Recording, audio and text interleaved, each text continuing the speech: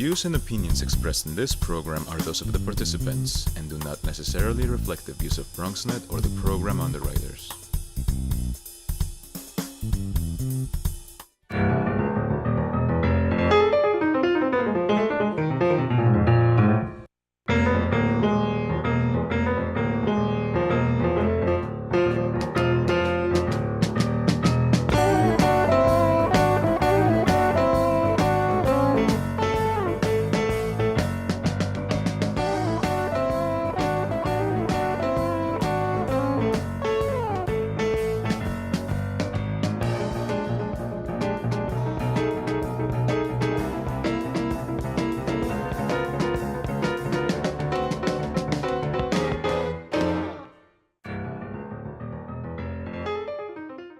Good evening and welcome to BronxTalk. With the new Democratic majority in the state Senate, it's been a busy 2019 in the state legislature with the passing of legislation that had long been stalled, including election and gun reform, gender non-discrimination rules, a Reproductive Health Act, and much more. Tonight's guests will review those and also talk about what they expect for the future. We'll also let them weigh in on the broken deal to bring Amazon to New York City. A lot to talk about tonight. Please join me in welcoming back to BronxTalk the senator from the 33rd Senatorial District, which includes the Bronx neighborhoods of Kingsbridge Heights and Kingsbridge, Fordham, University Heights, Van Ness, Tremont, East Tremont, and parts of Marsania and Parkchester, Senator Gustavo Rivera. A pleasure to be here, John. Nice to have you with us. And also from the State Assembly's 86th District, which includes some of the same areas, University and Morris Heights, Mount Eden, Kingsbridge, Tremont, and Fordham, Assemblyman Victor Pichardo. Nice to have you, sir. Always a pleasure, Gary.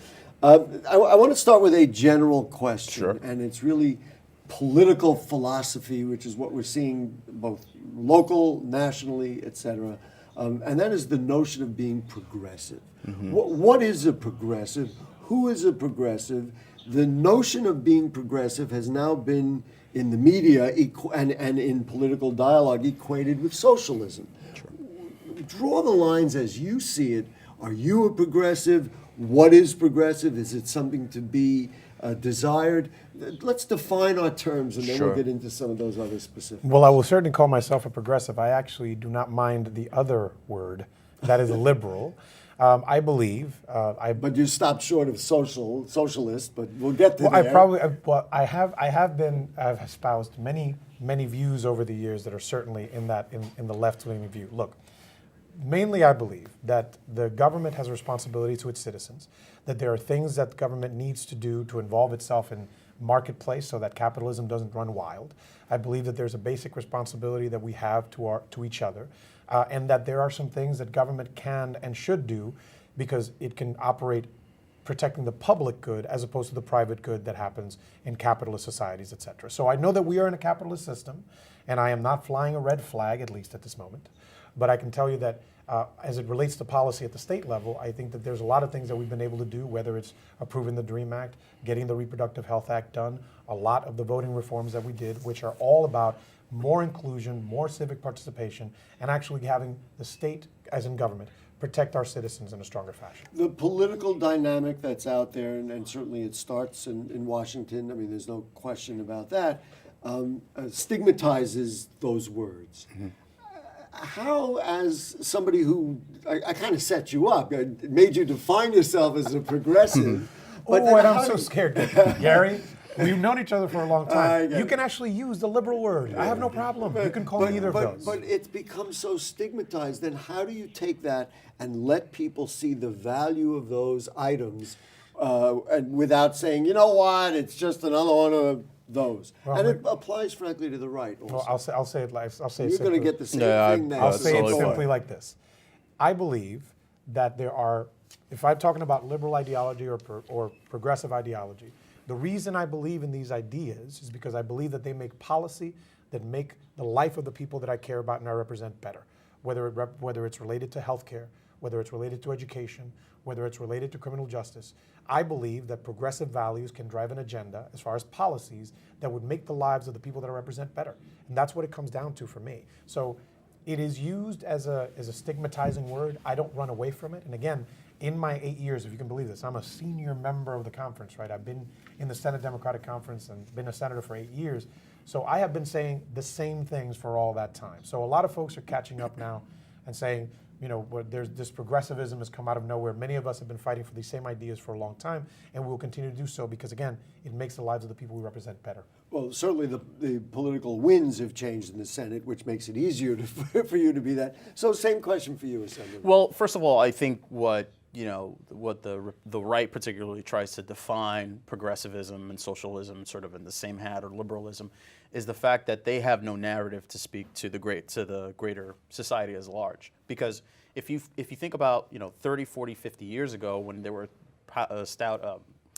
espousing all this issue about supply side economics and the trickle down theory, and talking about if we give the job creators the ability to give them money and grow jobs, and they'll grow the economy, and everybody will trickle down to that sort of prosperity. I lived through that era. I lived through that time in history, and that history and that wealth has not trickled down to, not only to my community, but to my family and the folks that I represent. And we're still suffering from that economic theory that, at the end of the day, that has not helped the majority of people that government purports to serve. So if you call yourself a progressive, is about tipping the scales back, not to the 1% and folks who have too much, but rather making sure that government is a force for good for the greater society, and not making this ridiculous and ludicrous theory that if you give the more money to the folks who have the most, that they'll create prosperity for everyone. Can I say an amen, by the way? Amen. Somebody please note that. And this, I hear, you read what you read in the general media, Sure. in upstate New York media, and then, of course, in New York City and the Bronx media. Do you, and maybe both of you, have a somewhat distorted view because the Bronx is so blue? I don't think so. Although, of course, you're responsible for your constituents, not Sure. somebody else, so I can appreciate I that. grew up in a household. My father is a conservative, so I grew up in a household that was constantly debating economic theory, and particularly what was better for the country, what kept the country safer, what kept the community safer. And the conservative ideology, not only economically in terms of the war on drugs or, again, supply side economics, it doesn't benefit the folks who are they purporting to serve. It really hasn't. What it is just simply a ruse to make rich people richer. So, like at the end of the day, I've lived through that, I've experienced that, and I've debated that ad nauseum from the time I can be able to mutter a word. Yeah, and if I may, Gary, I think when you're talking, it is an important point that you're making about the differences in the state, and the fact that there are people, certainly in upstate New York. We are not from upstate New York. We do not represent rural communities. We do not represent suburban communities. And so there might be some differences. But I would argue that were we to go to them, as I will be going to, as I have made the transition into a majority, I recognize that even though I represent 318,000 people in the Northwest Bronx, my responsibility is to the entire state, the entire state of New York. Therefore, when it comes to these policies, I am more than willing to go to these individuals who might call themselves conservatives, and I will ask them about their lives. For example, in healthcare, I would ask them, how is the current system benefiting you? What are the things that impact your family? The policies that I want to push for are about addressing everybody's inequality and everybody's well-being, and that includes you and your family, regardless of what your political opinions are. The opportunity is there for that now for you in the state of New York, so we'll find out who benefits, et cetera, et cetera. Sure. Let's start with you on this, Assemblyman. I listed a bunch of, and I've got them all in front of me, the election reform, the quite a bit, gender rule, the Reproductive Health February, Act. remember? February. Gun control. Yeah. What are the things, I don't know that you want to weigh them, I'm sure you're happy about all of them. What are the things that you think will be most impactful on your constituents? Well, I think, first of all, immediately impactful. Well, first of all, I have to say that I'm grateful, and I've been on the show a couple times asking about, talking about having better dancing partners in the Senate, and we do. Now we Happily, we're going to keep them in their seats the rest of the program. Yes. But more importantly, a lot of the progressive agenda that we had in the state assembly was bottled up by the Republican majority. So, well, there's no question that these things Amen that I again. talked Yes. about. Amen again. Okay, that these things I talked about Sure, are there sure. because of they've been waiting. absolutely, and both Speaker Hasty and Majority Leader Stuart Cousins have been working really close together in concert, and not only just passing a progressive agenda for the state, but also making sure that we wrest back some power back from the executive and making sure that the legislature can stand on its own 2 feet and that we are a co-equal branch of government. So in terms of the issues that we've been weighing, for me personally, everything from agenda to DREAM Act to RHA to all the stuff that has been bottled up in the legislature in the last few years is important. But for me personally, I think what's going to have the most impact is the DREAM Act. And the DREAM Act, for the simple reason, is that because we are now giving kids who worked pretty much their entire lives the opportunity to better themselves, not only to get a degree, but also continue to contribute to society.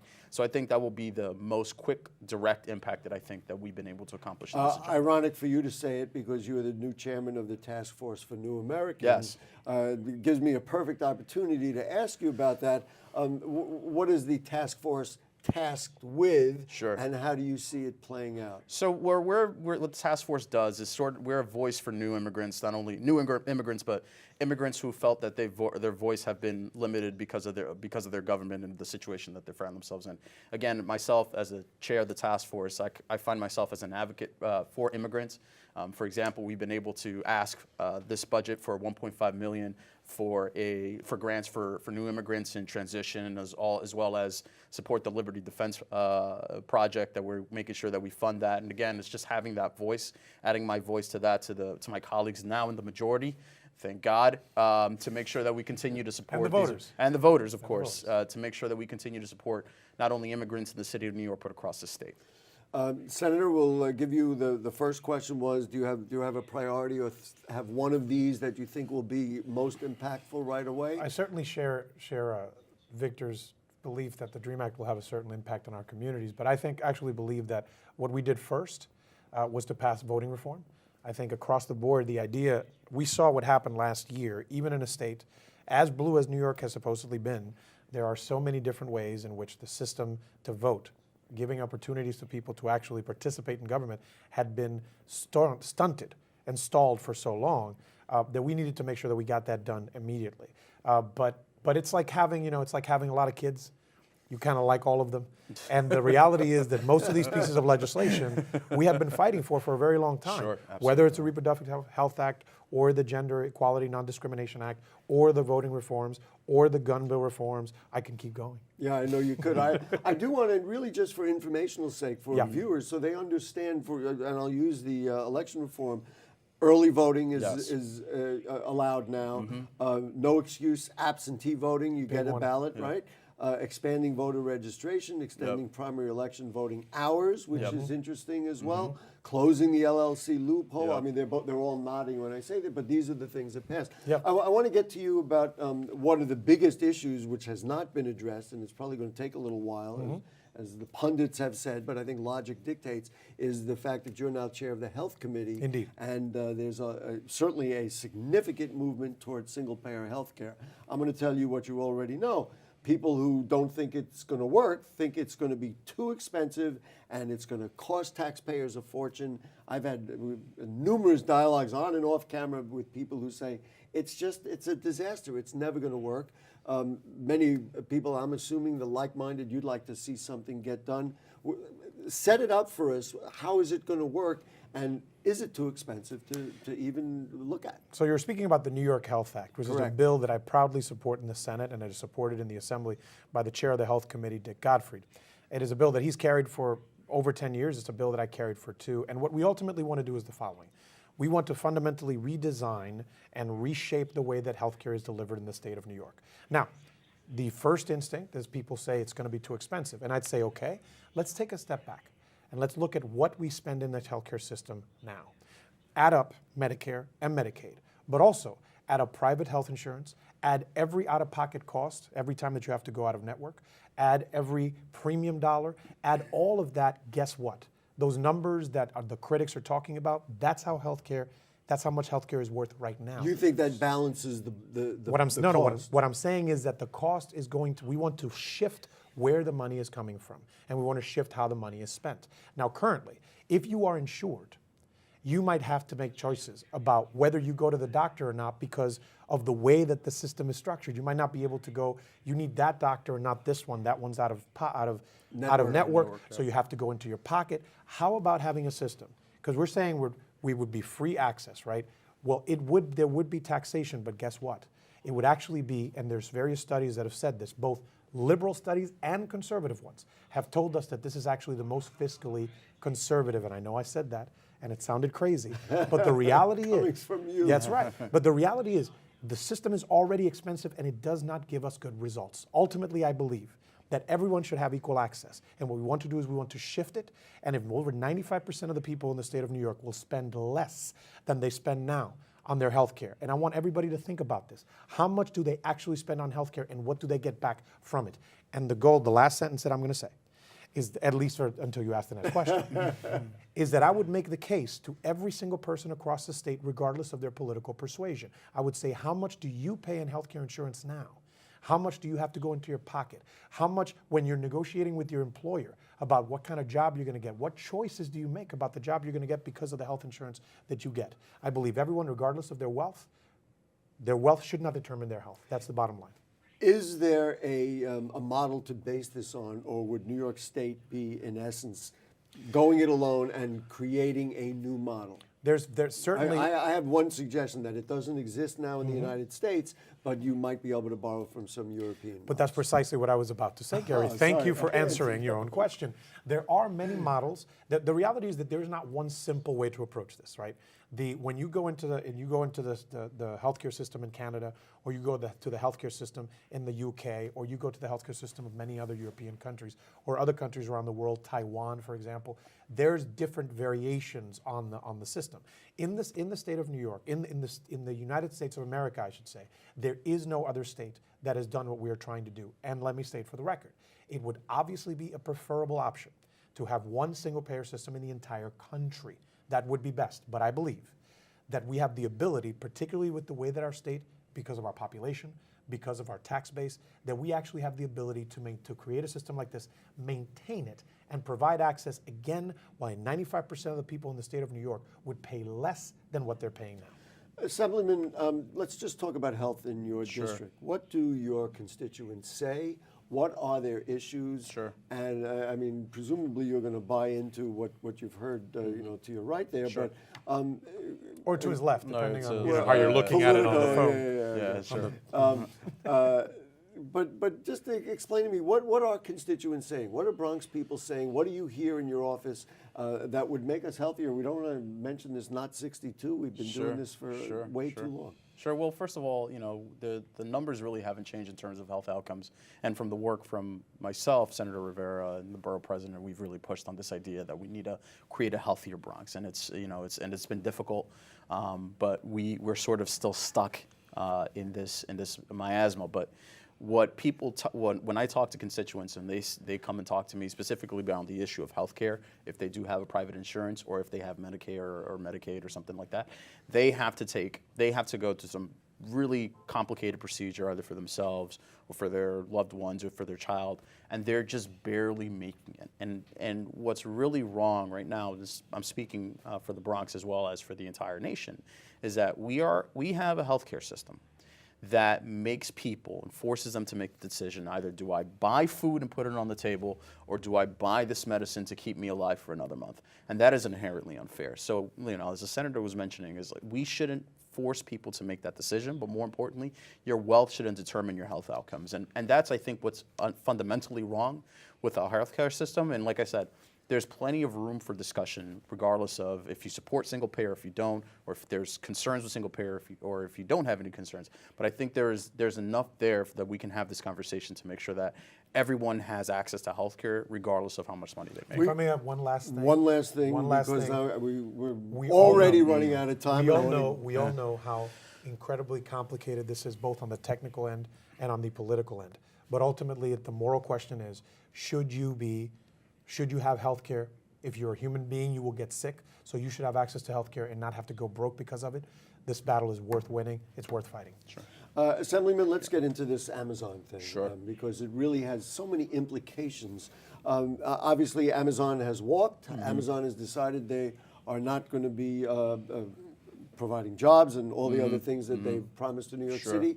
number one, are you unhappy about it, or are you, do you think this was the right thing? Sure. And number two, is there blame? Is there something that went, like, what did go wrong here so that we couldn't get one of the largest corporation in the world to get a home in New York City? I think that this deal was wrong since its inception, and this is why I say, is because the governor and the mayor made this deal with this multinational, multi-trillion-dollar company without input from the community, the legislature, or the city council. So when they pitched this idea to us that was going to fundamentally shift what the economy is locally, not only in Long Island City, but for the region above, there was no input from the community. So that's where I think where the deal kind of went wrong. So we look at the leader of the city and the leader of the state. So both the executives, yes. So they cut their deal and they pitched it to us like this was the greatest thing on the planet, and then it imploded because one, when you had parties that were supposed to look into this or negotiate it, we were sort of cut out the table.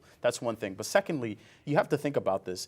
Jeff Bezos himself is the wealthiest individual to ever exist in humankind, right? And I'm not exaggerating, more than Caligula and all the Caesars combined, the Caesars combined.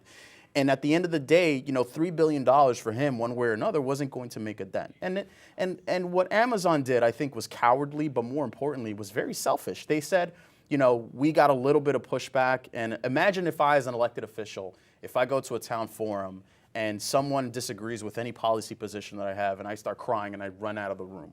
Like I would not have a job, but because Amazon is so wealthy and powerful due to the fact that there was plenty of competition. I mean, they didn't have to worry about finding another location. You may have a harder time becoming an assemblyman. Yeah, but I just want to follow up on two implications, and, Sure. and you're going to, I know, want to weigh in on this.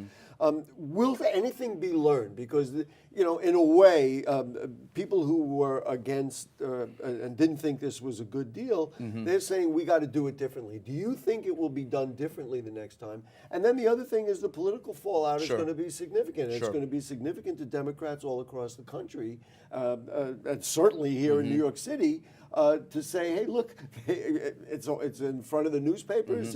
There's a billboard about AOC in Times Square, Sure. and they're saying Democrats have lost 25,000 jobs. well, with all that's a tough political battle to fight. Well, at the end of the day, Based on I feel lies. that I feel that New York has to stand for something. We call ourselves, we're supporters of the labor movement. That we are in the fight with our brothers and sisters in labor. We have to stand for something, and at the very least, I can say that I'm proud as a New Yorker that we stood for something, regardless of the circumstances and the consequences.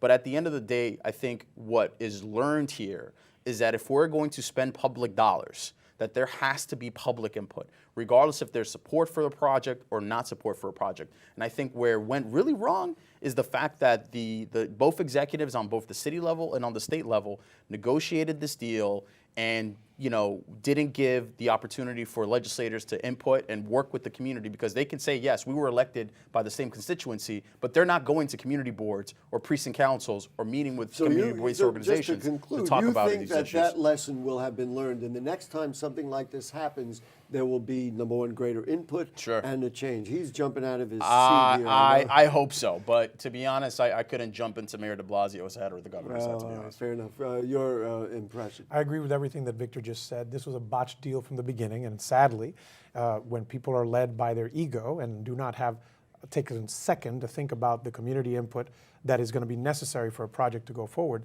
Listen, you have a humongous company that's going to have a large impact on a community in a particular neighborhood that is changing, and then you're saying that you want to completely exclude them from the conversation, as well as their local leaders. It was a botched deal to begin with, and it was Amazon's decision to go. And I want to underline this. This morning, our governor got on the radio and talked about how this was something that was going to be around our necks. I'm sorry to say, sir, it is around yours, because you're the one that actually botched the deal from the beginning. And I'll say something else. The idea that we should be bending over backwards to fit any type of company that would come in without any conditions, just basically saying we're going to give you this great deal because of the jobs that you're promising that you might potentially bring us. Because the idea that we would have 25,000 new jobs all from New Yorkers is a little bit ridiculous. I think that probably some of those folks are going to come from out of state. They were going to bring them from other Amazon places from Amazon offices that they have around the country. Seattle, mostly. And listen, the one thing I want to make this point. I signed on to a letter at the beginning saying, Amazon, please consider us. I did do that. And you know why? Because I would have thought that the next step would have been, how about we sit down and have a conversation? And I will work bring out up the a- Kingsbridge Exactly. Armory. Well, By the way, I want to bring that up as well, and that's part of this whole. I believe the political issue is a very large one because it gives many people an opportunity to say, guess what? Democrats, socialists, liberals, you can call them whatever you want, said no to 25,000 jobs. And that is the dialogue. You had muttered that it was a lie, but Yeah. that's the dialogue that's fine. going to be out there. Listen, But hold on. He goes first. I want this because this is a point I want to make, particularly because the reason, again, and I refer to that letter, because what I wanted and I would have hoped that the next step in the process would have been much like what happened at the Kingsbridge Armory. Now, things there have gone very slowly, certainly, but the reality is that still to this day, there is a sitting deal with a community benefits agreement that was negotiated by community stakeholders with a lot of benefits from the community once this project goes forward. And I should tell you that I think it's going to happen pretty soon. Now, I might have been saying that for a while, but I have heard you say that for it's a fine. while, But and I will that was going to continue- be my next No, but question, I will of course. continue. But I will continue to say it because I still believe. Again, I am learning more about how these types of deals get financed than I would have ever thought that was necessary to learn. But a lot of it is a lot slower than I would have liked. But I still believe in that project, not because I believe in ice skating, because I'm not going to break my hip over there. I'm too old to learn. But more importantly, because community-based organizations negotiated a legally binding CBA, All right. and that is what I would have wanted for the process at Amazon to be like. Let's give you a word. But again, here. the narrative about that the Democrats cost this city 25,000 jobs. As I said, a billboard on Times Square says that, and they're buying 4 or 5 more billboards throughout the city and, or whatever. you know, with all due respect to Congresswoman Ocasio-Cortez, her district didn't fall within the caption area. And it wasn't the fact that it was a city and state negotiated deal, so she didn't have a direct influence, although she does have a large megaphone and can influence a lot of her constituents in a lot of these surrounding areas, so I give her credit for that. But at the end of the day, you have to really think about, like, these are the ways that we've been doing deals for 20, 30 years. And has it really benefited our communities? And that's a serious question to ask. And to my colleagues who fought against this deal, they're within their right as elected officials who got elected in those communities to basically ask these questions, regardless if it's popular at the time or not, because sometimes And regardless of some of the political pushback. regardless of whatever Right. the Gentlemen, the next time we're going to have a 2-hour show and we'll really get to Yes, everything that we please, all yes. want to talk about. But we do appreciate Senator Gustavo Rivera and Assemblyman Victor Pichardo. And folks, if you have further questions or comments on anything you heard on tonight's show or anything going on in the Bronx, just send us an email at BronxTalk@BronxNet.org. You can send us a tweet at BronxTalk, post them on our Facebook page, and we will answer them or get them to the right people. Thanks to our producer, Helen Greenberg, the directors, William Guzman and Nicholas Marrero. We will see you next week. Good night.